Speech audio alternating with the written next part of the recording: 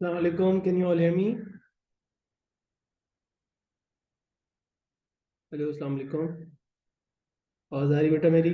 Walaikum assalam. Yes, sir. Okay, so today we start electromagnetic spectrum. थोड़ा सा हमारे syllabus की प्रोग्रेस जो है वो स्लो डाउन हो गई, इसको ज़रा स्पीड अप करना है। कोशिश करनी है कि फेब के एंड तक हमारे 4 चैप्टर और हो जाएं, जिसमें और वो चारों चैप्टर बहुत छोटे हैं, तो इंशाल्लाह एक एक क्लास के अंदर सब हो जाएंगे। इलेक्ट्रोमैग्नेटिक स्पेक्ट्रम, साउंड, दोनों very easy and very small chapters. Just waves के ही कॉन्सेप्ट कैरी फॉरवर्ड होंगे, कुछ छोटी बहुत चीज़ें हैं जो याद करनी है, बाकी इसमें कोई बहुत कॉन्सेप्चुअल नहीं है। Then simple magnetism and magnetic fields, and then there is electric charge. All very straightforward and very simple chapters. उसमें बहुत सारी जो कॉम्प्लिकेटेड चीज़ें थी वैसे इन्होंने निकाल भी दी हैं, तो बहुत आसान हो गए हैं चैप्टर्स। ठीक है, so let's continue with this first chapter, electromagnetic spectrum. Electromagnetic spectrum जो है वो क्या बताता है हमें? देखो बेसिकली ये है तुम्हारे पास इलेक्ट्रोमैग्नेटिक स्पेक्ट्रम डायग्राम, पहले ही देख लो। These waves are essentially made up of electric fields and magnetic fields. जैसे आप लोगों ने ग्रेविटेशनल फील्ड पढ़ी है, इसी तरह आप आगे नेक्स्ट चैप्टर में जाके मैग्नेटिक फील्ड्स जो मैग्नेट्स के अराउंड होती हैं या करंट कैरिंग वायर्स के अराउंड होती हैं, और जो इलेक्ट्रिक फील्ड्स होती हैं जो कि चार्ज पार्टिकल्स और चार्ज ऑब्जेक्ट्स के अराउंड होती हैं, उन फील्ड्स से ये वेव्स जो हैं वो बेसिकली बनी हुई होती हैं। और ये फील्ड्स जब ऑसिलेट करती हैं, मतलब ये जो फील्ड्स हैं, दोनों फील्ड्स साथ ही मौजूद होती हैं हर जगह पे, जब आपकी electric fields and magnetic fields एक दूसरे से परपेंडिकुलर वाइब्रेट करती हैं या उनकी स्ट्रेंथ वेरी करती है, so that essentially is what your electromagnetic waves are. So this is the best visualization of electromagnetic fields, electromagnetic waves. ठीक है, ये जितनी वेव्स हैं इलेक्ट्रोमैग्नेटिक वेव्स, इनके बारे में आपको कुछ सिंपल प्रॉपर्टीज इनकी याद होनी चाहिए। What are the properties of these electromagnetic waves? Here they are, 1 2 3 4 5। बहुत सिंपल स्ट्रेट फॉरवर्ड बातें हैं। ठीक है, ये सारी की सारी जो वेव्स हैं आपकी, जितनी भी इलेक्ट्रोमैग्नेटिक वेव्स हैं, right, they can travel through vacuum. Okay, इन सब की वैक्यूम में जो स्पीड है वो 3 × 10⁸ है। अप्रोक्सीमेटली एयर में भी सेम होगी, ये हमने लाइट के अंदर भी देख लिया। ठीक है, ये सारी वेव्स जो हैं वो रिफ्लेक्शन, रिफ्रैक्शन, डायफ्रैक्शन के जो बिहेवियर्स हैं वो शो करती हैं। ये सारी की सारी वेव्स ट्रांसवर्स वेव्स होती हैं, लॉन्गिट्यूडनल नहीं होती। ठीक है, इसके बाद ये सारी की सारी वेव्स इस इक्वेशन को ओबे करती हैं, wave equation v is equal to lambda f, जिसमें आप v की वैल्यू अगर वैक्यूम में है तो आप क्या डालोगे? ये वाली वैल्यू डाल दोगे, 3 × 10⁸ ठीक है, तो ये सारी की सारी वेव्स जो है वो इस वेव इक्वेशन को ओबे करती हैं, where f is the frequency, lambda is the wavelength and v is the speed in a medium, और ये किसी एक मीडियम में स्पीड कांस्टेंट रहती है। ठीक है, इसके बाद ये सारी की सारी waves, just like all other waves, they carry energy from one place to another. ठीक है, they can be absorb by matter. ठीक है, they can be absorb by matter, और जब मैटर इनको ऑब्जॉर्ब करेगा तो वो उनकी एनर्जी किस फॉर्म में कन्वर्ट कर देगा? हीट में कन्वर्ट कर देगा। ठीक है, और भी इफेक्ट्स होते हैं, लेकिन वो वेव बाय वेव जो है वो डिफरेंट बाद में जाके देखेंगे उनके यूजेस के अंदर। ठीक है, now how many types of electromagnetic waves are there? You see that using the electromagnetic spectrum. Spectrum का मतलब होता है essentially एक रेंज, रेंज है। ठीक है, और रेंज किस चीज की रेंज है? ये यहां से लेके यहां तक ये क्या वैल्यूज लिखी हुई है? ये वैल्यूज, ये metres, millimetres, nanometres, kilometre, centimetres में किस चीज की वैल्यूज लिखी हुई है? व्हाट डू यू थिंक, ये क्या वैल्यूज है? ये आपकी वेवलेंथ की वैल्यूज लिखी हुई है। सो हमारी शॉर्टेस्ट वेवलेंथ किसकी है? सबसे छोटी वेवलेंथ आपको किसकी नजर आ रही है? देखो और बताओ। Gamma rays. गैमा रेस की वेवलेंथ आपको सबसे कम नजर आ रही है। उसके बाद एक्सरे की उससे थोड़ी ज्यादा है, थोड़ी ज्यादा तो नहीं, काफी ज्यादा है। अल्ट्रावायलेट की उससे थोड़ी ज्यादा है। विजिबल लाइट की यहाँ से लेकर यहाँ तक है, उससे थोड़ी सी ज्यादा है। इंफ्रारेड की उससे ज्यादा है। माइक्रोवेव उससे लॉन्ग है। रेडियो वेव उससे लॉन्ग है। ठीक है, ये पूरी यहाँ से तक ये रेडियो वेव ही है। इसको उन्होंने रेडियो, टीवी और रेडियो लिख दिया है, but just consider them as a single radio wave. तो ये 7 इन टोटल है: gamma, x ray, ultraviolet, visible light, infrared, microwaves, radio waves. ठीक है, अब देखो इस इक्वेशन को, देखो वेव इक्वेशन को। वेव इक्वेशन कहाँ है आपके पास? v is equals to lambda f. इसमें मैं अगर लेट सपोज लैम्डा को सब्जेक्ट बना देता हूँ, इससे हमें क्लियरली पता चलता है कि लैम्डा और फ्रीक्वेंसी आपस में क्या है, लैम्डा और एफ आपस में कैसे रिलेटेड है, इनवर्सली प्रोपोर्शनल। हम पहले भी बात जनरल वेव प्रॉपर्टीज में पढ़ चुके हैं। सो जैसे जैसे वेवलेंथ बढ़ रही है, फ्रीक्वेंसी को देखो, फ्रीक्वेंसी यहां पर लिखा हुआ इन इस डायरेक्शन में इंक्रीजेस और इस डायरेक्शन में डिक्रीज। इस डायरेक्शन में फ्रीक्वेंसी क्या हो रही है? डिक्रीज हो रही है। Are we clear about this? So जब आपने सारी वेव्स के नाम याद कर लिए तो उनको ऑर्डर में याद करना है, ये आपको याद करने नाम इस चैप्टर में याद करने की ही चीजें हैं, ठीक है? ये सारी प्रॉपर्टीज आपको याद होनी चाहिए। Pretty straightforward things, right? Pretty straightforward thing applies to almost all waves, apart from this के यार इनकी स्पीड ये है और ये वैक्यूम में ट्रेवल कर सकती है। उसके अलावा ये आपने देख लिया कि इनके नाम आपने याद करने हैं ऑर्डर में। अब गैमा से रेडियो या रेडियो से गैमा तक याद कर लो, ठीक है? 7 वेव्स के आपको 7 इलेक्ट्रोमैग्नेटिक स्पेक्ट्रम की वेव्स के नाम याद हो गए।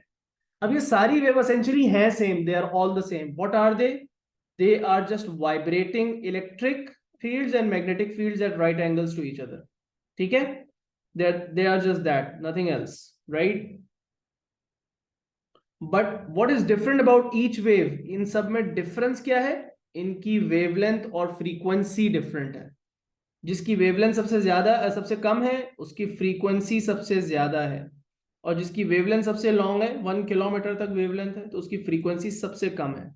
एक चीज और भी याद रखो, जी जिसकी फ्रीक्वेंसी सबसे ज्यादा है ना, साथ साथ उसकी एनर्जी एनर्जी भी उसकी सबसे ज्यादा है, और जिसकी फ्रीक्वेंसी सबसे कम है उसकी एनर्जी भी सबसे कम है। तो सबसे ज्यादा एनर्जेटिक वेव्स कौन सी हुई? गैमा रेज, एक्स रेज और अल्ट्रावायलेट वेव्स। और इनके एनर्जेटिक होने की वजह से इनकी एब्जॉर्प्शन से ह्यूमन बॉडी में कुछ ना कुछ नुकसान भी हो जाते हैं कभी कभार, ठीक है? तो ये सारी बातें भी ध्यान में रखनी है। इसके अलावा एक बात जो हम पहले डिस्कस कर चुके हैं डिस्पर्जन ऑफ लाइट में, उसको यहाँ पे डिस्कस कर लेते हैं। अगर आप लाइट के सेक्शन के ऊपर जूम इन करो तो what do you see, what do you notice? Different colours of light note करते हो आप। और वो जो डिफरेंट कलर्स ऑफ लाइट हैं वो क्या कलर्स हैं, इनका हमें पता होना चाहिए। तो कलर्स क्या है यहां से लेके, इसको अगर मैं जूम इन कर लूं तो ये कलर्स क्या है?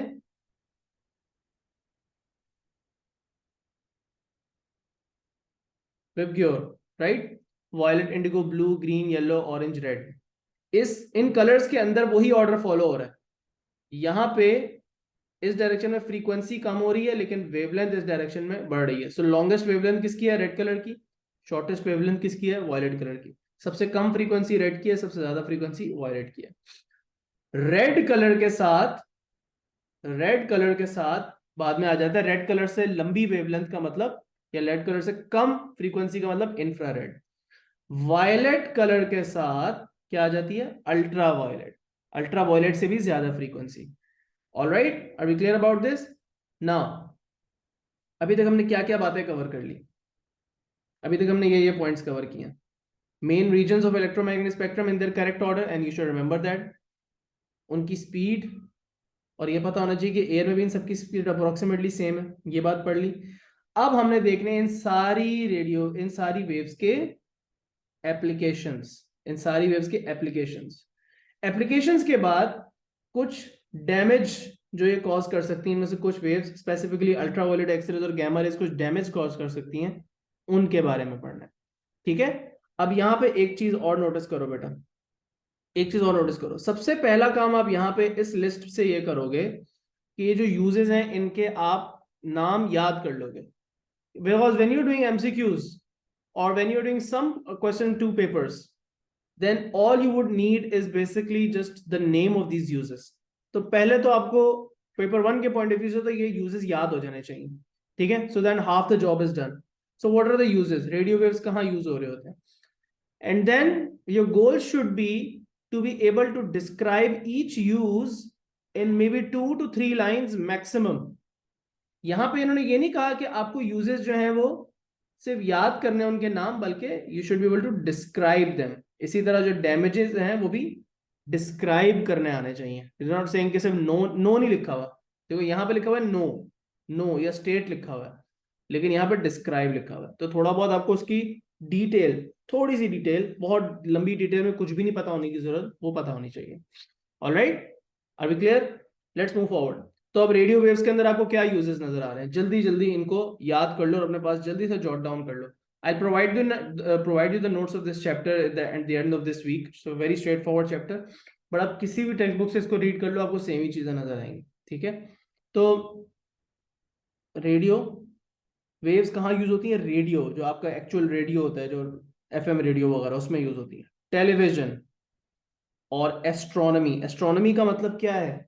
एस्ट्रोनॉमी है, आपके ये जो एस्ट्रोनॉमर्स हैं ये क्या करते हैं, ये जो एस्ट्रोफिजिसिस्ट हैं ये क्या करते हैं? आउटर स्पेस की एक्सप्लोरेशन।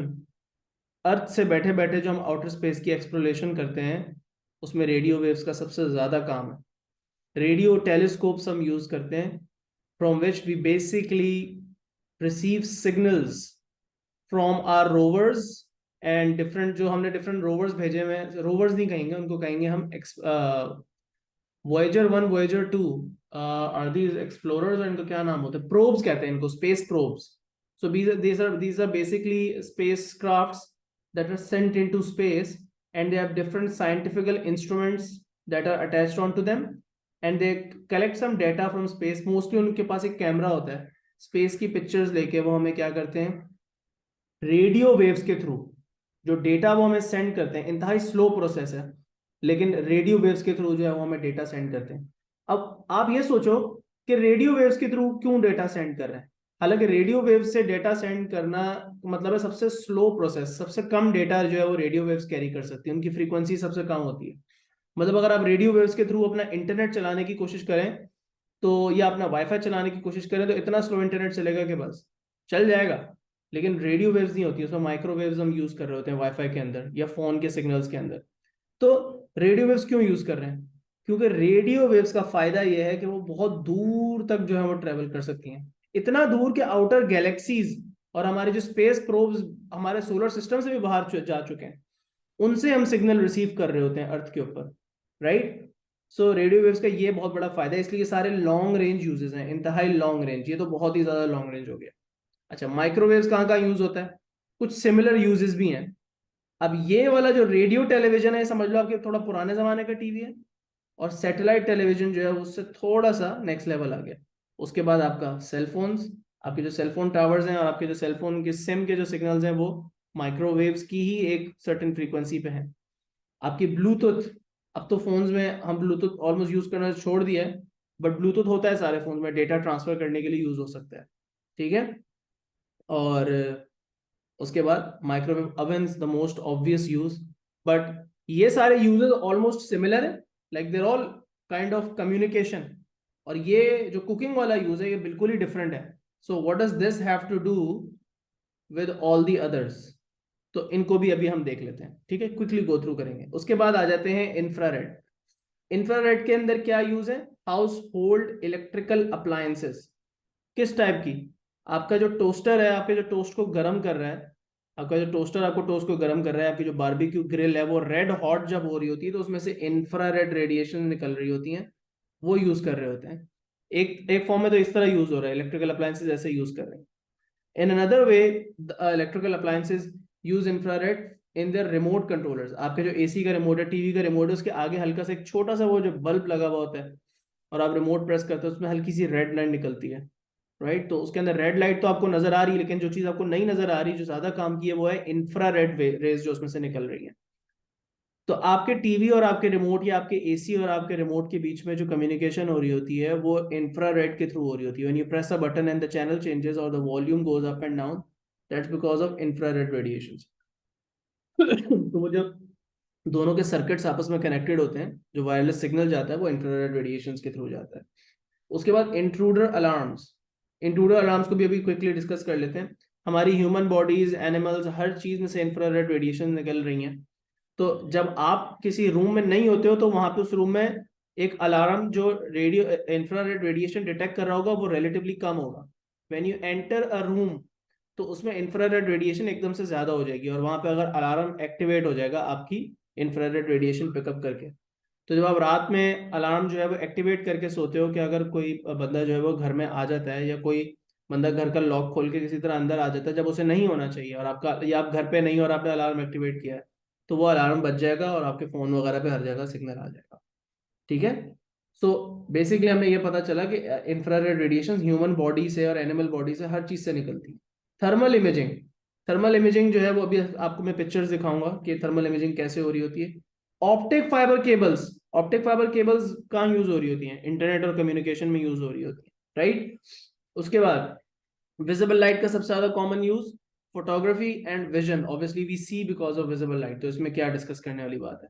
सिंपल, हमारी आईज जो है वो विजिबल लाइट से सेंसिटिव है।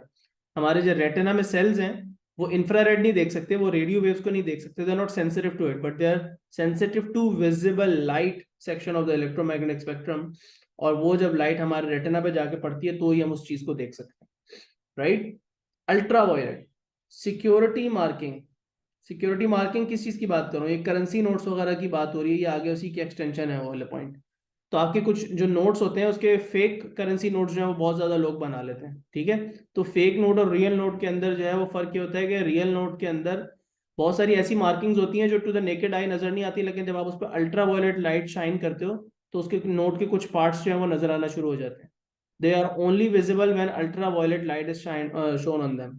सो हमारा जो अल्ट्रा वायलेट लाइट है वो फेक नोट्स को डिटेक्ट करने में भी यूज हो सकता है। उसके बाद वाटर को स्टेरलाइज करना। स्टेरलाइज करने का मतलब क्या होता है? जर्म्स को किल करना, इसके लिए यूज होता है। सही है। सो सिंपली ये जो लास्ट थ्री वेव्स है ना, अल्ट्रावायलेट, एक्सरेज और gamma rays, they have the ability to kill, they have the ability to kill living cells, और उसके अंदर आपके माइक्रोब्स और बैक्टीरिया और जर्म्स भी आ जाते हैं। सो बहुत सारी जगहों पे आपको नजर आएगा कि ये क्लीनिंग में और स्टेरलाइजिंग में और इस टाइप की चीजें में यूज हो रहे होते हैं, तीनों चीजें। अब एक्सरेज को देखो, सबसे कॉमन यूज एक्सरेज का क्या है? Medical imaging. हड्डी टूट गई है, इस टाइप की कोई चीज हो तो आपको या फिर लंग का भी होता है आपका, क्या कहते हैं, एक्सरे होता है, फिर बोन्स का एक्सरे वगैरह होता है, ठीक है। सो सिक्योरिटी स्कैनर्स एयरपोर्ट में जो लगे हुए होते हैं, राइट, वो भी आपका आपका जो सामान गुजरता है, आप एयरपोर्ट से जो टनल के अंदर से सामान गुजारते हो तो वो क्या होता है, या मॉल्स में लगा हुआ होता है, तो आपके बैग को खोल के नहीं देख रहे, लेकिन वो एक्सरे के थ्रू उन्हें सब नजर आ रहा है कि अगर कोई इसके अंदर ऐसी चीज है तो वो सब दिख जाता है उन्हें एक्सरे के थ्रू।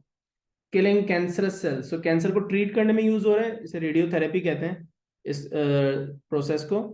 और engineering application such as detecting cracks in metals, जिस तरह आप बोन्स में क्रैक डिटेक्ट करते हो, फ्रैक्चर डिटेक्ट कर सकते हो ना, जिस तरह एक्सरे से क्या होता है, आपकी बोन के अंदर फ्रैक्चर डिटेक्ट हो जाता है, बिल्कुल इसी तरह मेटल के अंदर अगर कोई छोटा सा भी क्रैक होगा तो एक्सरे से डिटेक्ट हो जाएगा। अच्छा जी, इसके बाद गैमा रेज है, मेडिकल ट्रीटमेंट में यूज हो रहे हैं। मेडिकल ट्रीटमेंट के अंदर वही किलिंग कैंसरस सेल्स वाली रिपीट हो रही है, क्या नाम है, एप्लीकेशन रिपीट हो रही है। ये जो एक्सरेज और गैमा रेज है पे मैंने यहाँ ब्रैकेट क्यों बनाया हुआ है? They are literally the same as one another. कभी कभार आप अगर यहाँ पे, वैसे तो हमने देखा कि इसको हमने सेपरेट करके बनाया हुआ और हमने एक्सरेज को इस वाले रीजन में और गैमा रेज को इस वाले रीजन में लिखा हुआ है, but this region really just overlap and is considered the same. Why? Because X-rays और गैमा रेज की सारी प्रॉपर्टीज एक जैसी हैं, मतलब सेम वेवलेंथ ही है। इनका नाम सिर्फ इसलिए डिफरेंट है because they come from different sources. X-rays come when electrons are basically accelerated or decelerated. Gamma rays come from radioactive substances, जिसको हम radioactivity वाले चैप्टर में पढ़ेंगे, ठीक है। So they are just coming from different sources, but they are essentially the same thing and they do the same things. So इनके जो uses हैं वो same है। वही killing cancerous cells, sterilizing food and medical equipment, वहां पे sterilizing water लिखा हुआ है, और वही detecting cracks in metal, repeat हो रही है सारी बात, और इनकी डेंजर्स भी मिलते जुलते ही हो। आ जाओ अब ग्रुप 7 के अंदर। एक्सेसिव एक्सपोजर से हीटिंग और बर्न्स हो सकते हैं। इसके अंदर ये किस किस से हो सकते हैं? इंफ्रारेड से हो सकते हैं, बिकॉज इंफ्रारेड जो है वो, इंफ्रारेड रेडिएशन से हीट जो है वो आपको क्या कहते हैं, वो कैरी करते हैं, राइट। हमने देखा कि जो थर्मल एनर्जी का ट्रांसफर होता है उसमें infrared radiation is also one of the methods, ये हम पढ़ चुके हैं चीज। तो आपकी जो बॉडी अगर उसको बहुत ज्यादा इंफ्रारेड रेडिएशन एक्सपोज करेंगे आप तो वार्म फील होगा, लेकिन अगर जरूरत से ज्यादा होगी तो ऑब्वियसली बर्न्स वगैरह हो सकते हैं। इस तरह अगर आप एक्सेसिव एक्सपोजर करेंगे अल्ट्रावायलेट से, तो अल्ट्रावायलेट से आपको स्किन कैंसर और कैटरेक्ट के मसले हो सकते हैं। स्किन कैंसर एक तो ऑब्वियसली स्किन की बीमारी है। अच्छा, अल्ट्रावायलेट से बाय द वे हमारी स्किन टैन भी होती है, लेकिन if you do excessive exposure to ultra scan और अल्ट्रावायलेट, तो इससे स्किन कैंसर भी हो सकता है, स्किन रिलेटेड सारे इश्यूज भी हो सकते हैं। और कैटरेक्ट क्या है? ये एक आई रिलेटेड डिजीज है। आपकी आईज के अंदर जो है वो बेसिकली क्लाउडी सा जो है वो लेंस के आगे क्लाउड सा डेवलप हो जाता है, जो आपके विजन जो है वो खराब करता है, फिर वो उसे सर्जरी करके जो है वो सही करना पड़ता है। अच्छा जी, उसके बाद एक्सरे का क्या यूज है? एक्सरे और गैमा रेज का सॉरी यूज नहीं, हम इसके डैमेजेस पढ़ रहे हैं, डेंजर्स पढ़ रहे हैं। Cell mutation in cancer, cell mutation होने के बाद ही कैंसर होता है बेसिकली, ठीक है। तो ये दोनों से होता है और ये अगेन दोनों का सेम ही इफेक्ट है। तो ओवर एक्सपोजर होगा अगर इनमें से किसी भी वेव्स का, अल्ट्रावायलेट, एक्सरे और गैमा रे का, तो आपको इनसे डिफरेंट डिफरेंट मसले हो सकते हैं। तो पहली बात तो ये कि सारी चीजें याद होनी चाहिए। अगर आपने याद कर ली सारी चीजें, तो then you are good to go, you can do more than half of the stuff anyways. अब जरा हम उसको थोड़ा सा पेपर 2 के पॉइंट ऑफ व्यू से देखेंगे, थोड़ा बहुत डिस्क्राइब करना आना चाहिए। तो हर यूज के अंदर हो क्या रहा है इसको बहुत हम क्विकली गो थ्रू करेंगे, और ये चैप्टर हम इंशाल्लाह आज ही खत्म करेंगे अगले हाफ आवर के अंदर, ठीक है। तो हमने इलेक्ट्रोमैग्नेटिक स्पेक्ट्रम का ऑर्डर याद कर लिया in terms of increasing frequency और इंक्रीजिंग वेवलेंथ। हमने उनकी जनरल प्रॉपर्टीज देख ली, हमने देख लिया कि ये इनकी स्पीड क्या होती है, एक्सेट्रा एक्सेट्रा, ठीक है। अब हम बात करेंगे इनके यूजेस की। चलो, let's go through each one of them. एक मिनट रुको।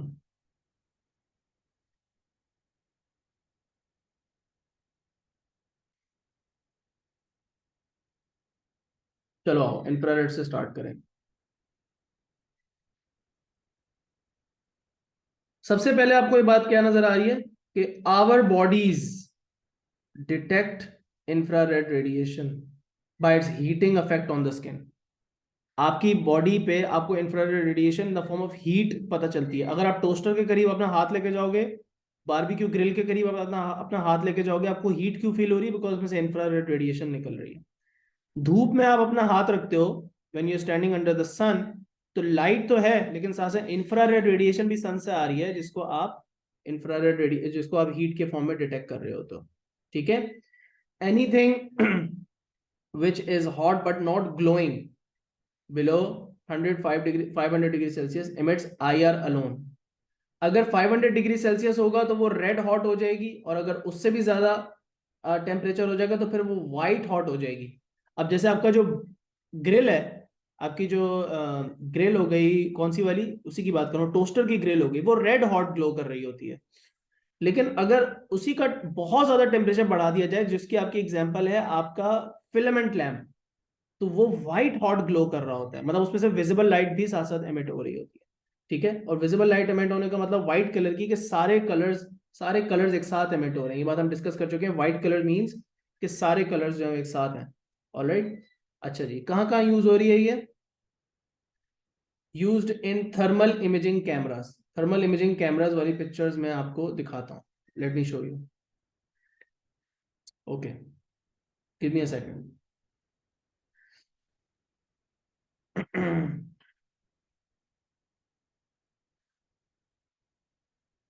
So let me show you thermal imaging वाला जो कैमरा है, वो किस तरह आपको जो है ये वेव्स, उससे आप जो उसको विजुअलाइज कर सकते हो इंफ्रारेड रेस के थ्रू, और उससे आप डिफरेंट बॉडीज के टेम्परेचर का अंदाजा कैसे लगा सकते हो। सो एक सेकंड दो, फिर मैं आपको दिखा रहा हूँ।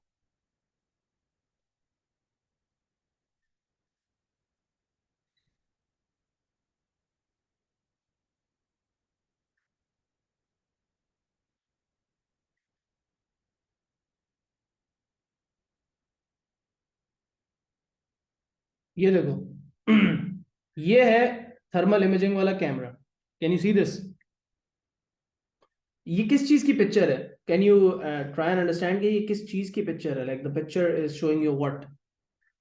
कुछ अंदाजा हो रहा है? तो ये जो चीज ज्यादा ग्लो कर रही है ये क्या है, और जो कम ग्लो कर रही है ये क्या है? ये आपके, इंफ्रारेड। हाँ, लेकिन ये चीज क्या है? लाइक पता चल रहा है कि तस्वीर किस चीज की, बैकग्राउंड में क्या है, फोरग्राउंड में क्या है? बैकग्राउंड में तो आपको बादल और वो स्काई नजर आ रहा है ना, but what's in front of you?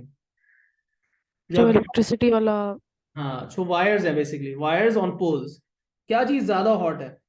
Like if I were to tell you कि भाई कंपेयर करो टेम्परेचर पोल्स का वर्सेस वायर, किस चीज का टेम्परेचर इस वक्त यहाँ पे ज्यादा है? ग्लो क्या चीज कर रही है ज्यादा? जो पोल वाला पार्ट है वो ज्यादा ग्लो कर रहा है। जो चीज ज्यादा ग्लो कर रही है, इंफ्रारेड कैमरा उतनी ही ज्यादा इंफ्रारेड रेडिएशन डिटेक्ट कर रहा है।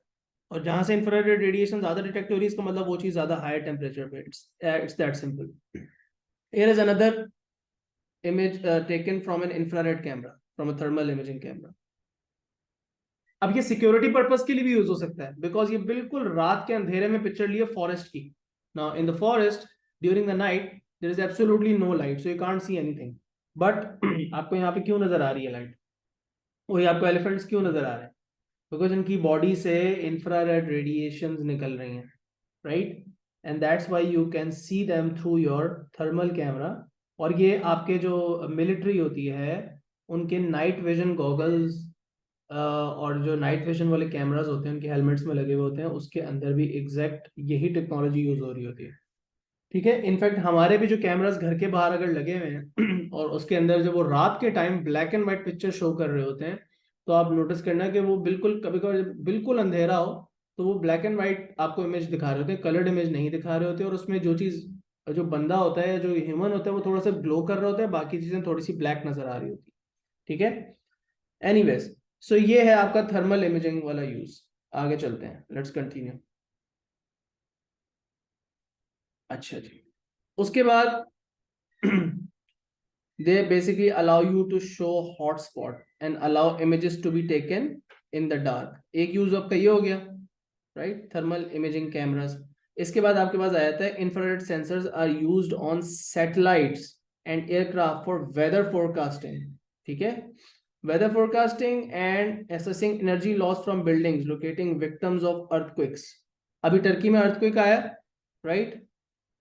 टर्की में अर्थक्वेक आया। अगर आप हेलीकॉप्टर पे हो, राइट, और आप जगह का एनालिसिस कर रहे हो कि कहाँ कहाँ विक्टिम्स हैं जो बिल्डिंग्स के नीचे छुपे हुए हैं, जो दबे हुए हैं, जो कि जिनको हम रेस्क्यू कर सकते हैं, तो उसके अंदर आप डेफिनेटली इंफ्रारेड कैमरा यूज कर सकते हो, स्पेशली रात के टाइम, क्योंकि काम तो नहीं रोक सकते ना रात के टाइम रेस्क्यू का, राइट? तो वो तो 24 घंटे चल रहा है, तो दिन के टाइम तो ऑब्वियसली आप नॉर्मल कैमरा के थ्रू और सब चीजें हेलीकॉप्टर के थ्रू देख सकते हो। लेकिन रात के टाइम आपको, जो अंधेरा है, क्योंकि शहर तबाह हो गया, लाइटिंग वाइटिंग है नहीं, बिजली नहीं है, तो इंफ्रारेड कैमरा की यूज करेंगे। अच्छा, उसके बाद दूसरा भी एक और इंपॉर्टेंट यूज हमने क्या पढ़ा था? Intruder alarms. इंट्रूडर अलार्म क्या होता है? जब कोई बंदा जो है वो एक रूम में एंटर हो जहां उसे नहीं होना चाहिए, तो वो अलार्म जो है वो डिटेक्ट हो जाता है। तो वो दरवाजों के पास या कमरे के कोने पे कहीं लगा हुआ होता है और कुछ भी नहीं कर रहा होता है, उसके अंदर सिर्फ और सिर्फ एक डिटेक्टर लगा हुआ होता है इंफ्रारेड रेडिएशन का। जैसे कोई बंदा रूम में एंटर होगा, क्योंकि बंदे की बॉडी से इंफ्रारेड रेडिएशन निकल रही होती है, तो वो डिटेक्टर की रीडिंग हाई हो जाएगी एकदम से। जैसे ही रीडिंग हाई हो जाएगी तो वो अलार्म साउंड कर देगा। It's that simple. ठीक है, अच्छा जी, उसके बाद remote control. Remote control for electronic devices. आपके रिमोट के अंदर ट्रांसमीटर लगा हुआ है, टीवी के अंदर रिसीवर लगा हुआ है, सिग्नल सेंड होते हैं, आप बटन प्रेस करते हो, वॉल्यूम अप करना है, वॉल्यूम डाउन करना है, चैनल चेंज करना है, ये सारी चीजें आप कर सकते हो। ठीक है, सो इस किस्म का काम हो गया। उसके बाद also used in optic fibre communication. Optic fibre हम किस लिए यूज कर रहे होते हैं? ऑप्टिक फाइबर केबल के अंदर विजिबल लाइट का रेड वाला कलर भी यूज हो रहा होता है, लेकिन साथ साथ मोस्टली इंफ्रारेड रेडिएशन भी यूज हो रही होती है। तो ऑप्टिक फाइबर केबल के अंदर हमने पहले भी उसकी लाइट के चैप्टर के अंदर जो है वो देखी थी तस्वीर, कि ऑप्टिक फाइबर केबल एसेंशियली कर क्या रही होती है। ऑप्टिक फाइबर केबल जो है उसके अंदर, अगर लेट सपोज ये आपकी केबल है और उसमें ये इंफ्रारेड रेडिएशन जो है वो यूं यूं यूं बाउंड्री से जाके बाहर नहीं निकल रही होती, बल्कि हमेशा क्या कर रही होती है? रिफ्लेक्शन कर रही होती है। लेकिन ये कौन सी रिफ्लेक्शन होती है? टोटल इंटरनल रिफ्लेक्शन हो रही होती है बाउंड्री से। और उसके लिए हमने ये पढ़ा था कि जो बाउंड्री का जो मीडियम होता है, ये हाई रिफ्रैक्टिव इंडेक्स का जो है वो बना हुआ होता है, इसलिए इस मटेरियल का क्रिटिकल एंगल बहुत ज्यादा लो होता है। तो खैर, अभी ये लाइट के चैप्टर में वापस चले जाएंगे, वो तो सारी चीजें हम वहां से रिवाइज कर सकते हो। बट एनीवेज, ऑप्टिक फाइबर किस लिए यूज होती है? कम्युनिकेशन। बट कम्युनिकेशन किस टाइप का? मोस्टली जो हमारा इंटरनेट है वो सारा ऑप्टिक फाइबर की उस पर ही चल रहा होता है, हमारे घरों में भी। और अंडर वाटर जो बिल्कुल मेन मेन जो केबल्स हैं, जो बहुत सारा डेटा एक साथ कैरी कर रहे हैं, वो सब ऑप्टिक फाइबर केबल्स की ज्यादा बनी हुई। ठीक है, ऑल राइट। ये बात हमने देख लिया कि इनसे एक प्रॉब्लम भी हो सकता है, और वो क्या है, burns to the skin if intensity is obviously high. ठीक है, उसके बाद आ जाते हैं यूवी पे, अल्ट्रा वायलेट पे आ जाते हैं। Ultraviolet UV rays have a shorter wavelength than visible light, we already know, ये सारी बातें हमें पता है। अच्छा, इनका बहुत ज्यादा एक्सपोजर हार्मफुल भी हो सकता है। ठीक है, they can cause sun tan, जो कि कुछ लोग बाहर के मुल्कों में, बहुत सारी जगहों में, यूरोप वगैरह में सनलाइट इतनी ज्यादा नहीं होती, वहां पे सनी डेज बहुत कम होते हैं, हमारे यहाँ तो धूप बहुत ज्यादा होती है। तो वहां के लोग आर्टिफिशियली टैन होने के लिए टैनिंग प्लेसेस में जाते हैं, जहां पे वो एक बेड पे लेटते हैं, टैनिंग बेड पे, और उस बेड के अंदर, उस टैनिंग बेड के अंदर, ये टैनिंग बेड है, इसमें जाके लेटते हैं। ये जितने भी बल्ब्स लगे हुए हैं सारे अल्ट्रा वायलेट रेडिएशन वाले में, तो ये आर्टिफिशियल टैनिंग के लिए ये बेड यूज होता है।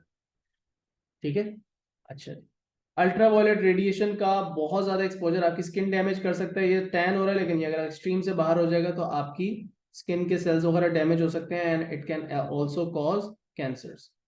साथ में अल्ट्रा वायलेट किस चीज के लिए यूज हो रहा है, ये मास्क रखे हुए हैं, लेकिन ये स्टेरलाइजेशन के लिए यूज हो रहा है। मतलब ये मास्क अगर आपको रीयूज करना है तो इसके अंदर जर्म्स किल कर रहे हैं। अब इसके साथ आप वाटर को भी स्टेरलाइज कर सकते हो, राइट, वाटर को प्योरीफाई करने के लिए, जर्म्स को किल करने के लिए उसमें भी अल्ट्रा वायलेट रेडिएशन यूज कर सकते हो।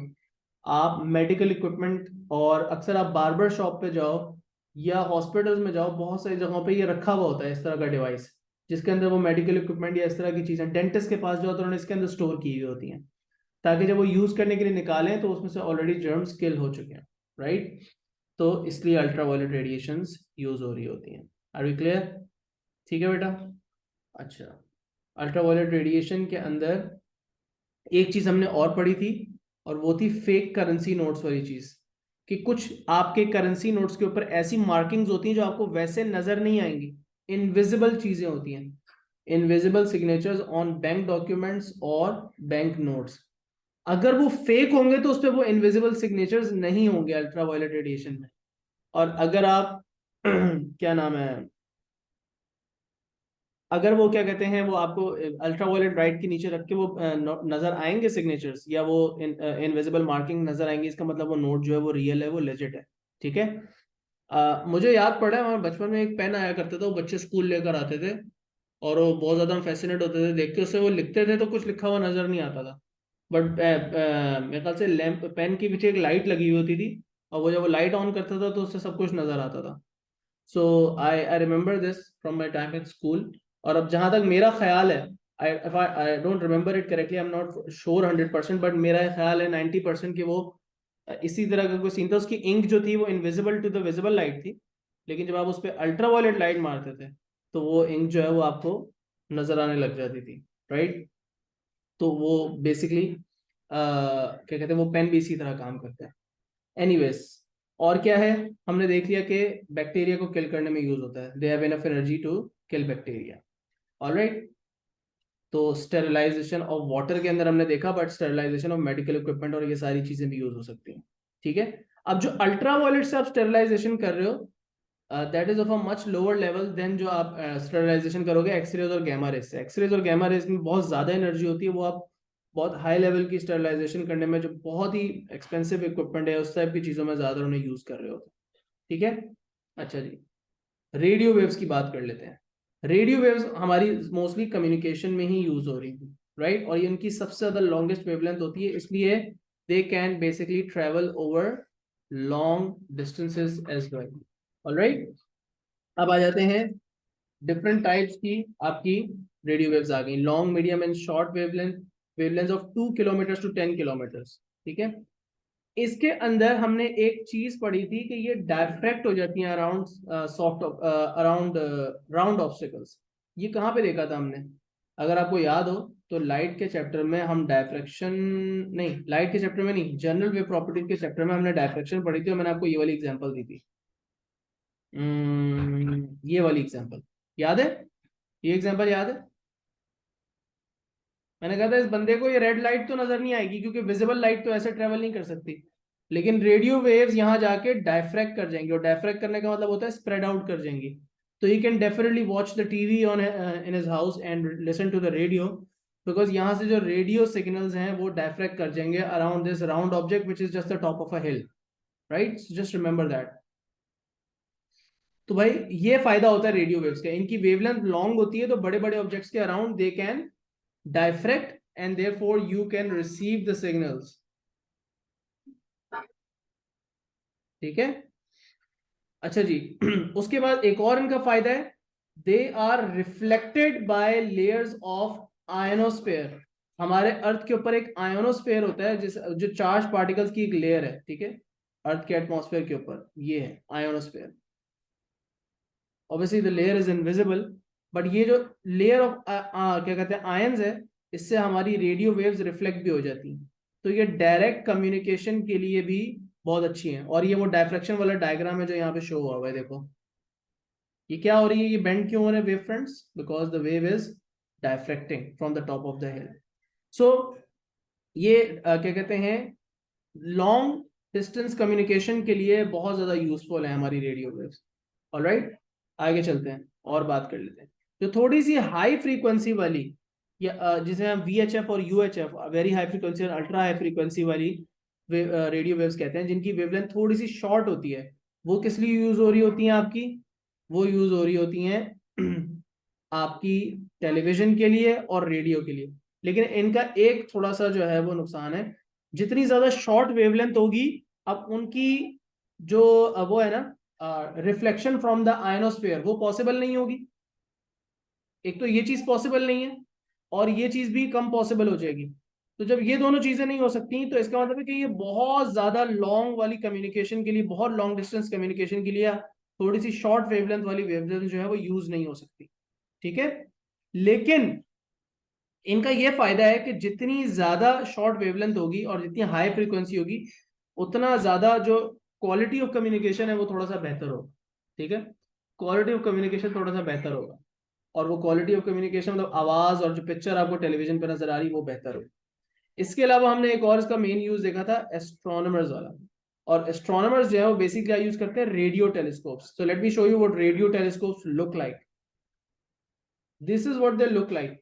अब तुम्हारे ख्याल में ये एक टेलीस्कोप का साइज कितना बड़ा होगा? What do you think one telescope like ये कितने साइज की होगी एक डिश जो आपको नजर आ रही? They are all pointed towards the sky and you can definitely change their direction all the time, कि आपको स्काई के किस डिफरेंट पार्ट से सिग्नल रिसीव करने, आप इनकी डायरेक्शन चेंज कर सकते हो। सो ये जो साइज है इनका एक एक डिश का, वो बहुत ह्यूज है।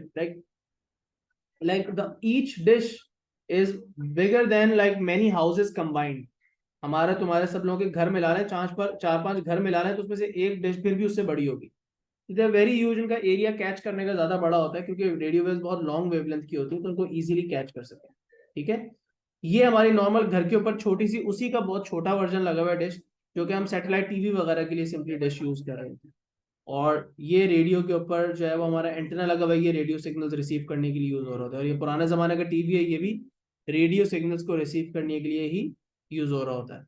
ठीक है, आगे चलते हैं। रेडियो वेव्स के यूजेस हमने देख लिए, अब आ जाते हैं माइक्रोवेव के ऊपर। माइक्रोवेव की वेवलेंथ थोड़ी सी और शॉर्ट होती है, ये सेंटीमीटर्स में आ जाती है, की वेवलेंथ फ्यू सेंटीमीटर्स वाले उसमें कैटेगरी में आ जाती है। इसके अंदर आपका सैटेलाइट टेलीविजन आ जाता है, ठीक है, और इसके बाद आपकी सैटेलाइट आपके मोबाइल फोन की कम्युनिकेशन भी आ जाती है।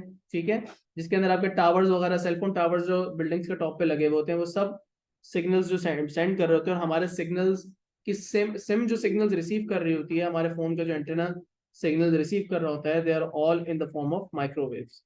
ठीक है, अब ये वाली जो माइक्रोवेव्स है वो थोड़ी डिफरेंट है फ्रॉम द माइक्रोवेव्स जो हमारे अवन में यूज हो रही होती हैं। So you don't have to worry कि ये वाली जो माइक्रोवेव्स हैं जो हमारे फोन में और टेलीविजन में, सैटेलाइट टेलीविजन में यूज हो रही है, वो हमें फ्राई कर देंगी, वो हमें कुक कर देंगी, ऐसा कुछ भी नहीं है।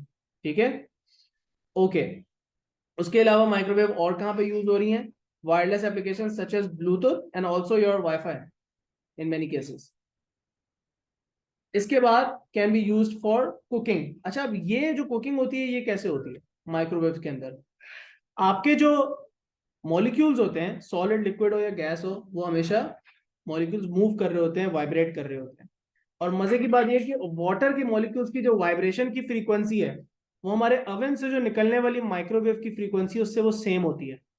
So what they do is the microwaves have the same frequency as the vibration of the water molecules, and water molecules are present in all of our food. ये बात बहुत जरूरी है. तो हमारा किसी भी किस्म का खाना बना हुआ है, घर पे सालन बना हुआ है, आपका चिकन है, हर चीज है, कोई हर चीज के अंदर वाटर मॉलिक्यूल्स होते ही होते हैं, राइट.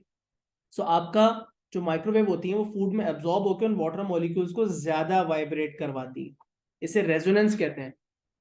ये वर्ड आपको याद होने की जरूरत नहीं है, आप A2 में पढ़ोगे इसको बहुत डिटेल में. ये रेजोनेंस इसे कहते हैं. तो ये चीज हो रही होती है पार्टिकल्स के साथ, और पार्टिकल्स ज्यादा वाइब्रेट करते हैं तो इसका मतलब फूड का टेम्परेचर राइज कर जाएगा. फूड का टेम्परेचर राइज कर जाएगा क्योंकि हमने पढ़ा है कि जिस चीज का टेम्परेचर बढ़ रहा है उसके पार्टिकल्स जो है वो ज्यादा काइनेटिक एनर्जी गेन कर रहे हैं.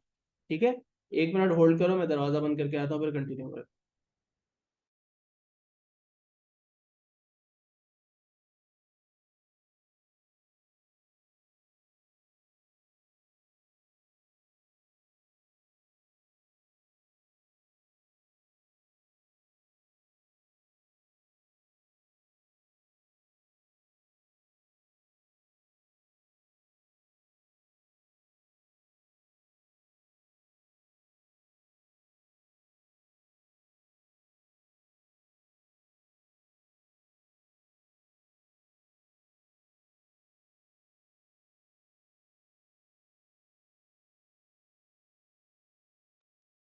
Alright, let's continue. Let's talk about X-rays now. ठीक है, एक्सरेज के बारे में बात कर लेते हैं. अब एक्सरेज जो है और गैमा रेज, हमने कहा था कि उनकी बहुत सारी चीजें सिमिलर हैं एंड दे आर रफली द सेम. बस ये प्रोड्यूस होती है जब हाई स्पीड इलेक्ट्रॉन्स जो है वो डिसेलरेट होते हैं. When high speed electrons are stopped by metal target all of a sudden, तो उनकी डिसेलरेशन होती है, उससे एक्सरेज प्रोड्यूस होती है. अब ये जो एक्सरेज हैं इनकी पेनिट्रेशन जो है ना वो पावर बहुत ज्यादा है. मतलब they can pass through things, they can also get absorb by some of your body, but they can also pass through many objects in your body. ठीक है, इसकी वजह से स्कैन्स वगैरह में यूज हो रहे होते हैं. ठीक है, absorbed by some living cells, they can penetrate certain living cells. ठीक है, and they can affect a photographic film. photographic film वो फिल्म होती है, वो पीस ऑफ पेपर होता है प्लास्टिक का, जो कि बेसिकली पहले जरा ट्रांसपेरेंट होता है, right. It's transparent to begin with, and then when X-rays shine on it, when X-rays shine on it, what happens, it starts to blacken. तो इस फोटोग्राफ के अंदर सबसे ज्यादा एक्सरेज कहां पे रिसीव हुई हैं? इस फोटोग्राफिक फिल्म के ऊपर एक्सरे सबसे ज्यादा कहां रिसीव हुई हैं? जो जो एरियाज ब्लैक हैं वहां पे एक्सरेज ने आके हिट किया इस फोटोग्राफिक फिल्म को.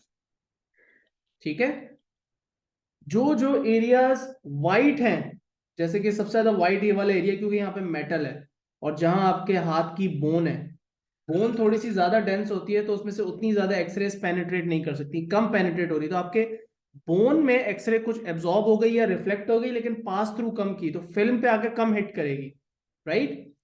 सो यहाँ पे ये जो एरिया थोड़ा सा वाइट है, इसका मतलब यहाँ पे एक्सरेज ने कम आके हिट किया है, राइट.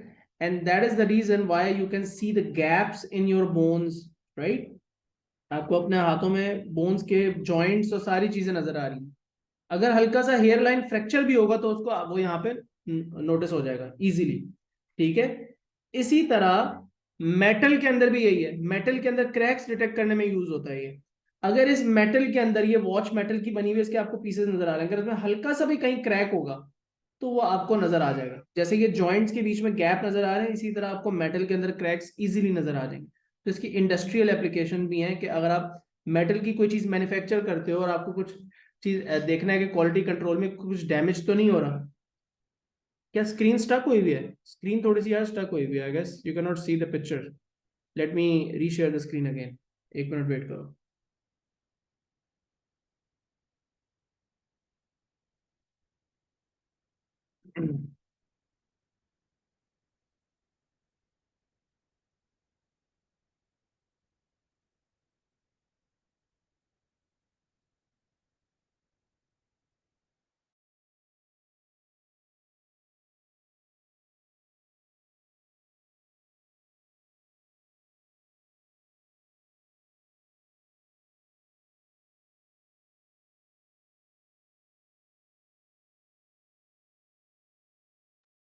ऑलराइट, अब देखो मैं बात क्या कर रहा था बेटा, मैं ये बात कर रहा था, एक मिनट रुको, मैं बात ये कर रहा था कि जहां पे आपका बोन है और जहां पे मेटल है इस एक्सरे इमेज के अंदर, वहां पे एक्सरेज ने बोन ने एक्सरे को एब्जॉर्ब कर लिया है, उसको पास नहीं कर सकती एक्सरे, तो फिल्म वहां पे व्हाइट है, और जहां जहां फिल्म जो है वो बिल्कुल ब्लैक कलर बना रही है, इसका मतलब वहां पे एक्सरेज ने ज्यादा आके हिट किया, बिकॉज वहां पे उनको कोई रोक ही नहीं रहा, right. So X-rays are pass through your body और पास थ्रू द ऑब्जेक्ट जिसको स्कैन करना है, और बैक साइड पे एक फोटोग्राफिक फिल्म रखी हुई होती है जो फोटोग्राफ एक्सरेज को डिटेक्ट करके अपना कलर चेंज करती है, राइट। तो जहां पे एक्सरेज एब्जॉर्ब हो जाएंगी, जहां पे एक्सरेज एब्जॉर्ब हो जाएंगी बॉडी के अंदर और फिल्म तक नहीं पहुंचेंगी, वो एरिया व्हाइट नजर आएगा, और जहां पे एक्सरेज बिल्कुल पास थ्रू कर जाएंगी आपकी बॉडी से या खाली जगह से, तो वहां पे ब्लैक हो जाएगी फिल्म बिल्कुल। तो that's how you can detect cracks in the metals and as well as in welded joints, inspect welded joints, detect cracks in the metals, ठीक है। डिफरेंट गाड़ी के पार्ट होते हैं, मशीनरी के पार्ट्स, उनको आप जो है वो देख सकते हो कि वो कहीं से खराब तो नहीं है। इसी तरह बोन्स में फ्रैक्चर्स आपके यूज हो रहे होते हैं, तो बोन्स के फ्रैक्चर्स को देखने के लिए यूज हो रहा होता है। ऑलराइट, अब हम बात करते हैं कि इसका एक और कॉमन यूज क्या था एक्सरेज का। एक्सरेज जो हैं वो आपके कैंसर की ट्रीटमेंट में भी यूज होते हैं, और कैंसर की ट्रीटमेंट के लिए जो टर्म यूज होता है उसे कहते हैं रेडियोथेरेपी। अब इसको पढ़ के कंफ्यूज आपने ये नहीं होना कि इसमें शायद रेडियो वेव यूज हो रही है। The word radio comes from radiation. तो एक्सरे रेडिएशन आपकी बॉडी के अंदर टारगेट की जाती है, high dose of X-ray radiation आपकी बॉडी के अंदर जो है वो टारगेट की जाती है टूवर्ड्स द ट्यूमर, और जहां भी आपकी बॉडी में कैंसरस सेल्स की ग्रोथ हो रही है। कैंसर क्या होता है, आपकी बॉडी में एक्स्ट्रा एक्स्ट्रा सेल्स जो है वो ग्रो कर रहे होते हैं, ट्यूमर बन रहा होता है, राइट। तो उस ट्यूमर के एक्स्ट्रा सेल्स को किल करने के लिए जो है वो आपकी एक्सरेज यूज की जाती है, बहुत ही कंट्रोल्ड वे में। ये नहीं कि पूरी बॉडी पे एक्सरे पास कर दी, सिर्फ उस जगह पे टारगेट की जाती है। बट ये बात है कि इसके बहुत ज्यादा साइड इफेक्ट्स भी होते हैं बाद में। इसी तरह जिस तरह आप एक्सरे के थ्रू जो है वो डिटेक्ट कर रहे थे, बॉडी के अंदर स्कैन कर रहे थे, लंग का स्कैन कर रहे हो, हड्डियों का स्कैन कर सकते हो। इसी तरह एयरपोर्ट पे जो आपकी मशीन है, security machine at the airport, वो लगेज को स्कैन करने में और बॉडी स्कैनर्स में यूज कर रही होती हैं, ठीक है, ताकि सिक्योरिटी वाइज जो देख सकें कि आप कुछ एयरपोर्ट में गलत चीज कैरी नहीं कर रहे, कोई वेपन्स वगैरह कैरी नहीं कर रहा। ऑल राइट, यहाँ देखोगे एक्सरे। अब गैमा रेज और एक्सरे में हमने देखा था बहुत सारी सिमिलैरिटीज है, एसेंशियली वही चीजें यूज हो रही होंगी, बस थोड़ा सा फर्क ये कि they are slightly more penetrating and slightly more dangerous than X-rays, but essentially you can consider them the same and their uses are also overlapping, ठीक है। They are both used to diagnose cancer, but at the same time they're also used to treat cancer, but they are also harmful, right? They also are harmful to us because ये cancer हमें cause भी कर सकती है, they can also cause cancer। क्यों? क्योंकि ये जो हमारी रेज हैं जब हमारी बॉडी में एंटर होती हैं तो इनकी वेवलेंथ इतनी स्मॉल होती है कि हमारी बॉडी के इंडिविजुअल सेल्स के साथ और हमारे सेल्स के मॉलिक्यूलर स्ट्रक्चर के साथ इंटरेक्ट कर सकती हैं, हमारे सेल्स के मॉलिक्यूलर स्ट्रक्चर के साथ इंटरेक्ट कर सकती है। अब आपका जो सेल का मॉलिक्यूलर स्ट्रक्चर है उसमें सबसे इंपॉर्टेंट चीज होती है आपका सेल का डीएनए। डीएनए के अंदर इस चीज की भी इंफॉर्मेशन होती है कि सेल ने रिप्रोड्यूस कितने रेट से करना है, किस रेट से वो रिप्रोड्यूस करेगा, सेल मल्टीप्लाई कैसे होंगे। और बहुत दफा ऐसा होता है कि एक्सरेज और गैमा रेज जो कि हम नॉर्मल रूटीन लाइफ में हमारा एक्सपोजर होता है, आप हॉस्पिटल गए आपने एक्सरे करवाया, लेकिन ओवर एक्सपोजर पे चांस होता है कि कोई भी एक सेल का डीएनए हल्का सा म्यूटेट हो जाए, डीएनए को चेंज कर देते हैं, डीएनए का मॉलिक्यूल वो जो डीएनए का सीक्वेंस होता है उसको हल्का सा उसमें एक थोड़ा सा कोई चेंज आ जाएगा, और उस डीएनए म्यूटेशन की वजह से सेल की इंस्ट्रक्शंस चेंज हो जाती हैं and it can multiply very fast, and that very fast multiplication of cells basically leads to tumours and cancers. So ये एक्सरेज और गैमा रेज दोनों की वजह से हो सकता है, but at the same time क्योंकि ये लिविंग सेल्स को किल भी कर सकती हैं डिफरेंट वेवलेंथ्स और डिफरेंट फ्रीक्वेंसीज पे, तो हम इनको कैंसर की ट्रीटमेंट के लिए भी यूज करते हैं रेडियोथेरेपी में, ठीक है।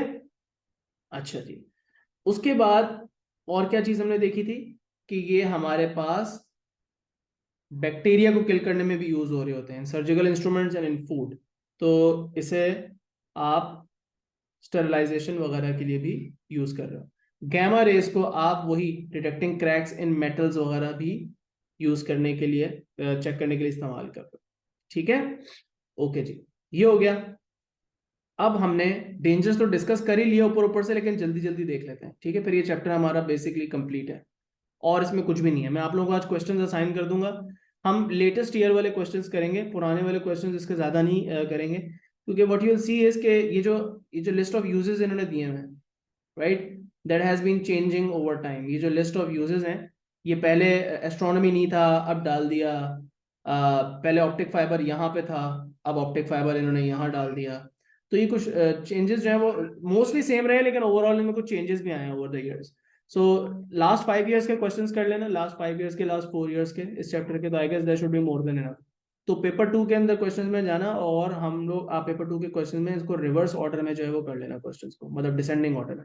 2022 से जो स्टार्ट हो रहे हैं क्वेश्चंस, उनको कर लेना रिवर्स ऑर्डर में, ठीक है।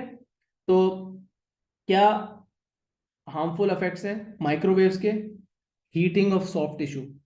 अगर आपका हाथ माइक्रोवेव के अंदर रखा होगा तो वो भी पक जाएगा, ठीक है, आराम से पक जाएगा, क्योंकि आपके हाथ के अंदर भी तो वाटर मॉलिक्यूल्स हैं। लेकिन जो मैंने कहा था सेलफोन टावर्स में जो माइक्रोवेव्स यूज होती है, उनकी फ्रीक्वेंसी थोड़ी सी डिफरेंट होती है। 4G 5G जो माइक्रोवेव्स होती हैं, they will not cook your brain और they will not cook your skin, आपको उससे कोई नुकसान नहीं होगा। सो हल्की हल्की, देखो माइक्रोवेव भी सिर्फ एक वेवलेंथ की नहीं होती ना, वेवलेंथ की एक पूरी क्या है, रेंज है। तो वो रेंज जो है वो डिपेंड करता है कि वाटर मॉलिक्यूल्स की वाइब्रेशन के साथ मैच होती है या नहीं करती, ठीक है। अच्छा जी, उसके बाद आगे चलते हैं इंफ्रारेड के अंदर। इंफ्रारेड रेडिएशन भी अगर बहुत हाई इंटेंसिटी की होगी तो उससे बर्न्स हो जाएंगे, वही हीटिंग वाला इशू, ठीक है। जैसे आप बारबेक्यू ग्रिल के बहुत करीब चले गए, टोस्टर के अंदर आपने हाथ डाल लिया, ऐसा कुछ कर लिया, तो ऑब्वियसली डैमेज होगा। अल्ट्रा वायलेट जो है, उसके अंदर हमने देखा था कि high doses of ultraviolet can cause skin cancer, it can cause skin cancer, और हमारी आई को डैमेज करके एक कैटरैक्ट्स वाला जो बीमारी है आई के अंदर, वो कर सकती है, ठीक है। अच्छा, इसके बाद इन्होंने एक और चीज लिखी है कि जिन लोगों की स्किन डार्क होती है, राइट, जैसे हम एशियंस हो गए या अफ्रीकन हो गए, हमारी स्किन है वो, उसकी टोन जनरली थोड़ी सी डार्कर है। तो वो जो डार्क स्किन है वो ज्यादा, क्या कहते हैं, यूवी को एब्जॉर्ब कर सकती है, ठीक है। और मतलब बाहर वाली लेयर ज्यादा एब्जॉर्ब कर लेती है, तो अंदर वाली लेयर तक जो है वो यूवी कम जाती है, जिसकी वजह से कि हमें जो उसके सनलाइट के जो हार्मफुल इफेक्ट्स हैं वो थोड़े से हमारे कम होते हैं। तो देखो हम, आप लोग बायोलॉजी में जो लोग बायोलॉजी लेते हैं वो पता है, वो एवोल्यूशन का चैप्टर पढ़ते हैं, और एवोल्यूशन के अंदर हम लोग ये देखते हैं कि हम एज मैमल्स और जितने भी एनिमल्स हैं, सब लोग जो है वो इवॉल्व करते हैं to live in their habitat. तो हमारा जो हैबिटेट है वहाँ पे सनलाइट नेचुरली ज़्यादा होती है। पाकिस्तान जैसे एरिया में हम ट्रॉपिकल एरियाज में रहते हैं, सनलाइट ज़्यादा है, तो हमारी स्किन उसी तरह, हमने कुछ पिगमेंट्स स्किन के अंदर डेवलप कर लिया। I don't know what that is called, मुझे नाम नहीं याद, शायद एम से कुछ बोलते हैं। बट अब हम सनलाइट के हार्मफुल इफेक्ट से थोड़ा सा ज़्यादा प्रोटेक्टेड है। अब अगर कोई गोरा जो है वो यहाँ पे आके रहेगा, जिनकी स्किन जो है वो बिल्कुल वाइट, मेलानिन, मेलानिन, ठीक है, तो कोई गोरा जो है यहाँ पे आके रहेगा तो उनकी स्किन के अंदर वो प्रोटेक्टिव लेयर नहीं है, right, and they will be more prone to the harmful effects of ultraviolet radiation, क्योंकि उनकी आउटर लेयर इतनी ज्यादा एब्जॉर्ब नहीं कर सकती, और इनर वाले जो लेयर है वो एब्जॉर्ब करके और फिर क्या कर लेगी, what do you call it, उनको स्किन कैंसर या स्किन की जो प्रॉब्लम्स है वो हो सकते हैं। एनीवेज, तो इसके लिए हम क्या लगाते हैं, ऑब्वियसली सनस्क्रीन यूज करते हैं अपने आप को वैसे इससे प्रोटेक्ट करने के लिए, टैन वगैरह से बचने के लिए, लेकिन वैसे भी हार्मफुल इफेक्ट से बचने के लिए सनस्क्रीन लगाते हैं। अच्छा जी, एक्स रेज और गैमा रेज के अंदर हमने देखा था कि they can also cause mutation of cell DNA, ठीक है, and damage to cell in the body, मतलब they can basically kill cells as well, and they can lead to cancers, ठीक है, सिंपल। अच्छा जी, एक्सरेज और गैमा रेज से बचने के लिए हम रेडियो एक्टिविटी में भी पढ़ेंगे कि लेड का इस्तेमाल होता है, लेड की लाइनिंग यूज करते हैं। इनफैक्ट जो लोग एक्सरे, जब आप लेट सपोज, जैसे अभी मैं अपने डेंटिस्ट के पास ओपीजी करवाने गया था, वो जो आपके पूरे ये जॉ का एक्सरे करते हैं, तो उन्होंने मुझे एक एप्रन टाइप बनाया था, and it was very heavy. Why it was very heavy? Because वो जो पूरा एप्रन था उसके अंदर लाइनिंग थी लेड की। लेड की लाइनिंग जो है वो क्या करती है कि लेड के अंदर बात यह है कि लेड इतना डेंस होता है, इसकी डेंसिटी बहुत हाई होती है, तो वो एक्सरे और गैमा रेज को कुछ हद तक पेनिट्रेट करने से रोक लेती है, ठीक है। तो जो लोग क्या कहते हैं, एक्सरे के रेडियोलॉजी के डिपार्टमेंट में काम करते हैं हॉस्पिटल्स में, उन्होंने भी ये पहने हुए होते हैं, उनके पास भी एप्रन होते हैं, ठीक है। और उनके जो वर्किंग आवर्स भी होते हैं वो उसी हिसाब से होते हैं, they can't just work 12 hour shifts all the time, because उनका फिर एक्सरे और गैमा रे का एक्सपोजर बहुत ज्यादा बढ़ जाएगा, and then they themselves can become sick. So बेटा ये चैप्टर है पूरा, ठीक है, दैट्स बेसिकली अबाउट इट। अब करना ये है कि मैं आपको क्वेश्चंस जो है वो असाइन करूंगा, ठीक है, विदाउट वेस्टिंग एनी टाइम बताता हूँ क्वेश्चंस जो है वो आपको बताता हूँ आसान तरीका कैसे आप कर सकते हो। So what you'll do is go to, एक मिनट रुको, आपके गूगल क्लासरूम पे जाते हैं डायरेक्ट, ठीक है, गूगल क्लासरूम पे जाते हैं और इसको ओपन करके फिर मैं आपको बताता हूँ क्या करना है।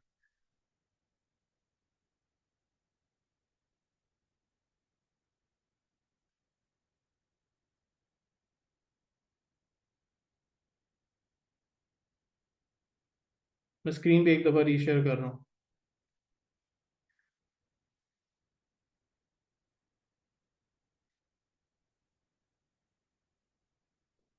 क्वेश्चन असाइन करना हो इनको करना, और जहां प्रॉब्लम आए मुझसे पूछना, ठीक है। But these questions are not technical at all, इसमें कुछ भी ज्यादा टेक्निकल नहीं है, ये बात ध्यान में रखना कि ये बहुत स्ट्रेट फॉरवर्ड किस्म के जो है वो चैप्टर है, इनको हमने जल्दी जल्दी करना है। साउंड के चैप्टर में भी स्पीड ऑफ साउंड और अल्ट्रासाउंड का थोड़ा सा पार्ट है जो टेक्निकल है, बाकी it's all very straightforward. So आप जाओ क्लास वर्क टैब में, ठीक है, क्लास वर्क टैब खोल के लोड हो तो नीचे आ जाओ इलेक्ट्रोमैग्नेटिक स्पेक्ट्रम पे। इस पे मैंने वो बड़ी वाली फाइल अपलोड कर दी है P2 की ना, जिसके अंदर ज़्यादा क्वेश्चन है, तो इसको ओपन करना, साथ में इसकी मार्किंग स्कीम भी मैंने अपलोड कर दी हुई है। P1 की जो मार्किंग स्कीम है ना बेटा, उसमें कुछ मिस्टेक्स हो सकती हैं, मैंने पहले भी इन्फॉर्म किया था। P1 की जो मार्किंग स्कीम है उसमें कुछ एरर्स हो सकते हैं, मतलब आंसर शायद गलत लिखा हुआ हो जहाँ पे सही होना चाहिए, बट जो P2 की मार्किंग स्कीम है वो तो बिल्कुल ऑब्वियसली सही होगी। तो ये देखो अक्टूबर नवंबर 2021 का क्वेश्चन है, और इसके अंदर आपसे, आप पार्ट ए को इसमें जो है वो छोड़ सकते हो फिलहाल, ठीक है। पार्ट B1 आप डेफिनेटली कर सकते हो। What type of radiation is emitted from the sun. So sun से कौन सी टाइप की रेडिएशन एमिट होती है जो हम तक पहुंचती है। अभी हमने बात की कि हमारी स्किन को नुकसान होता है, वो कौन सी वाली रेडिएशन से होता है, यूवी रे, अल्ट्रावायलेट। अल्ट्रावायलेट। और जिससे हम देखते हैं जो धूप होती है, जो लाइट आ रही है सन से, वो क्या है, वो विजिबल लाइट है। और जो सन से हीट आ रही है वो क्या है, इंफ्रारेड रेडिएशन। तो सन से जो रेडिएशन एमिट हो रही है हम तक जो पहुंच रही है वो तीन फॉर्म्स में आ रही है, इंफ्रारेड, विजिबल लाइट और अल्ट्रावायलेट, ठीक है। एनीवेज, इस रेडिएशन की स्पीड क्या है वैक्यूम में, ये आपको याद होनी चाहिए, 3 × 10⁸ अर्थ और सन का डिस्टेंस बताया हुआ है, और वो कह रहे हैं कि भाई टाइम निकाल दें। Speed is equal to distance over time use कर लोगे, इसमें क्या मुश्किल है, इतना आसान। One advantage of wearing white clothes on sunny days, ये आपका ट्रांसफर ऑफ थर्मल एनर्जी से भी रिलेटेड है। क्या फर्क पड़ेगा व्हाइट क्लोथ पहनने से, एक लफ्ज में बता दो सिंपल से, लेकिन वन सिंपल वर्ड, क्या फर्क पड़ेगा व्हाइट कपड़े पहनने से। लाइट रिफ्लेक्ट हो जाएगी। लाइट रिफ्लेक्ट हो जाएगी, लेकिन हम लाइट से नहीं बचना चाह रहे, कुछ और, किसी और चीज से बचना चाह रहे हैं। लाइट के अलावा और कौन सी चीज आती है सन से, इंफ्रारेड रेडिएशन। इंफ्रारेड रेडिएशन से हमें हीट फील, हीट। गर्मी लगती है। तो काले कपड़े पहनेंगे अगर आप गर्मी में, तो आपको गर्मी ज्यादा लगेगी। और वाइट कपड़े पहनेंगे तो वो इंफ्रारेड रेडिएशन वाइट कम एब्जॉर्ब करता है। याद है हमने पुअर एब्जॉर्बर्स और पुअर रिफ्लेक्टर्स और बेस्ट एब्जॉर्बर्स और बेस्ट रिफ्लेक्टर्स और बेस्ट एमिटर्स के बारे में पढ़ा था ट्रांसफर ऑफ थर्मल एनर्जी में। तो ये वही चीज़ें यहाँ पे डिस्कस हो रही, कुछ कॉन्सेप्ट्स ओवरलैप कर रहे हैं राइट दोनों चैप्टर्स के, क्योंकि इंफ्रारेड रेडिएशन उसमें थी और इसमें भी है। और इसी तरह आपने नोटिस किया होगा जिन गाड़ियों के सीट कवर्स ब्लैक होते हैं, वो सारा दिन धूप में खड़ी हुई है, पर आप गाड़ी में जाकर बैठो तो क्या होता है, राइट, बिल्कुल वो जो है वो हॉट हो रही होती है सीट। एनीवेज, तो ये वाला क्वेश्चन कर लेना। ये वाला क्वेश्चन क्या है, ये है 2019 अक्टूबर नवंबर का, अगेन स्ट्रेट फॉरवर्ड। कुछ मिसिंग पार्ट्स है स्पेक्ट्रम के, आपको वो याद होने चाहिए, वो आप ABC के नाम बता दो, ठीक है। इसी तरह सबसे ज्यादा फ्रीक्वेंसी किसकी होगी, सबसे कम फ्रीक्वेंसी की कितनी होगी। अगेन ये रट्टे वाली चीजें हैं, पार्ट A और B बिल्कुल रट्टा है। पार्ट 3 में बोला हुआ है how x-ray is used to produce an image of a broken patient's leg. अब इस, वैसे तो मैंने अभी इसके अंदर नोट्स नहीं ऐड किए, लेकिन आप इसको बिल्कुल सिंपल लफ्जों में देखो। अभी जो हमने पिक्चर देखी थी हैंड की पिक्चर, या एक्सरे की जो पिक्चर आपने अभी देखी थी, उसमें आपको क्या चीज नजर आ रही थी, उसमें आपको यही नजर आ रहा था कि जहां आप एक्सरे मशीन के सामने जब खड़े होते हो या एक्सरे मशीन के नीचे बैठते हो, तो आपकी बॉडी में से एक्सरे पास की जा रही है, आपकी ब्रोकन बोन है उसके थ्रू, उस बॉडी पार्ट के थ्रू एक्सरेज को पास करेंगे। नीचे क्या रखा हुआ होगा, फोटोग्राफिक फिल्म। आपकी बोन जो है वो ज्यादातर एक्सरे एब्जॉर्ब कर लेगी तो वो व्हाइट आएगा, और जो आपका बाकी का सॉफ्ट टिश्यू है, मसल है, उसमें से ज्यादातर एक्सरे पेनिट्रेट कर देंगी, वो ब्लैक आएगा फोटोग्राफिक फिल्म में। लेकिन जहां पे बोन में क्रैक होगा, जहां पे फ्रैक्चर होगा, वो इस तरह जैसे कि जॉइंट्स नजर आ रहे हैं, राइट, जिस तरह जॉइंट्स नजर आ रहे हैं उसी तरह वो क्रैक भी विजिबल होगा। बस इतनी सी बात आपने जो है वो यहाँ पे एक्सप्लेन कर देनी है. Alright. So again, most of the questions are like this, where some part is missing and you just have to memorize this and then you have to just describe some use.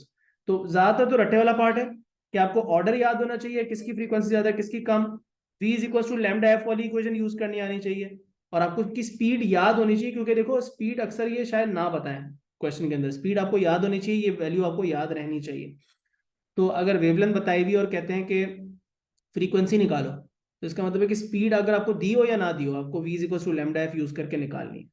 और उसके बाद and में ज्यादातर एक part ऐसा होता है जिसमें आपने कोई ना कोई यूज डिस्क्राइब करना होता है. अब जैसे यहाँ पे बताया हुआ how infrared is used in television remote controllers, तो इसमें कुछ भी नहीं है. इन टेलीविजन जो है वो हम जब कोई बटन प्रेस करते हैं तो इंफ्रारेड रेडिएशन का पल्स उसमें से निकलता है, और टीवी के अंदर रिसीवर लगा हुआ होता है, जो हम स्पेसिफिक बटन प्रेस करते हैं उससे स्पेसिफिक फ्रीक्वेंसी की इंफ्रारेड रेडिएशन जाके वो डिटेक्ट करता है और स्पेसिफिक फंक्शन परफॉर्म कर देता है. इतनी सी बात है, सिंपल.